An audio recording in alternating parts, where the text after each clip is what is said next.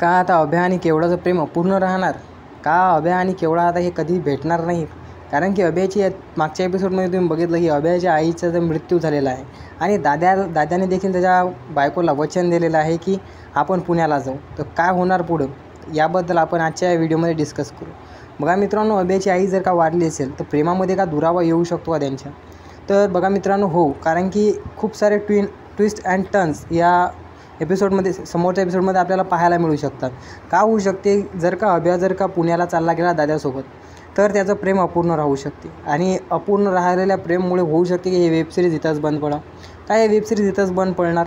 मला तरीच वाटत नाही. कारण की जसा रिस्पॉन्स या वेबसिरीजला मिळालेला आहे तसा रिस्पॉन्स आतापर्यंत इट्स मजाच्या कोणत्याही वेबसिरीजला मिळालेला नाही. सर्वात जास्त आणि सर्वात चांगला रिस्पॉन्स या वेबसिरीजला मिळालेला आहे. त्यामुळे इट्स मजाची टीम या वेबसिरीजला इतक्या लवकर तर काही बंद करणार नाही. ते काही ना काही उपाय करून, म्हणजे होऊ शकते दादाचं स्वप्न असाल किंवा अभ्याचं स्वप्न असाल किंवा जर का स्वप्न नसेल किंवा जर काही रिॲलिटीमध्ये तिची आई जर का वारली असेल तर होऊ शकते की दादा फक्त पुण्याला जाणार किंवा मग काही ना काही इमोशनल अटॅचमेंट जोडून दादाला सुद्धा इथंच राहावं लागणार किंवा दादासुद्धा इथं राहायला तयार होऊन जाणार आणि त्याची बायकोसुद्धा.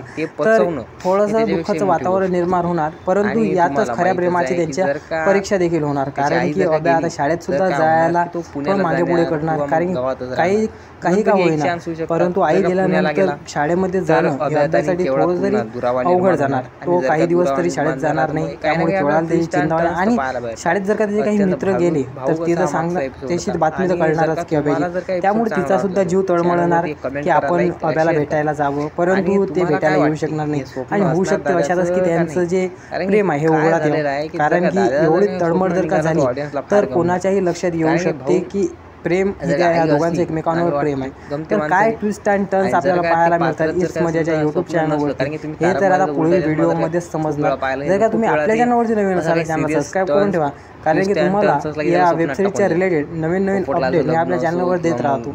आणि बघा, मी जर सांगितलं त्यातली एक गोष्ट तरी शक्य होणार, कारण की या 2-3 गोष्टी आहेत ज्या या वेबसिरीजला चालू ठेवतील. कारण की या वेबसिरीजचा मेन फॅक्टर असतो आहे की इमोशनल आणि इमोशनल लव्ह स्टोरी या वेबसिरीजचा फॅक्टर असतो आहे, मूळ हेतूच तो आहे. आणि त्यातून त्यांनी गरिबी देखील दाखवलेली आहे. तर त्यामध्येच ही वेबसिरीज झुलत आहे आणि होऊन शकते की या वेबसिरीजमध्ये पुढे देखील आपल्याला असंच चालू राहा. तर चला भेटूया पुन्हा.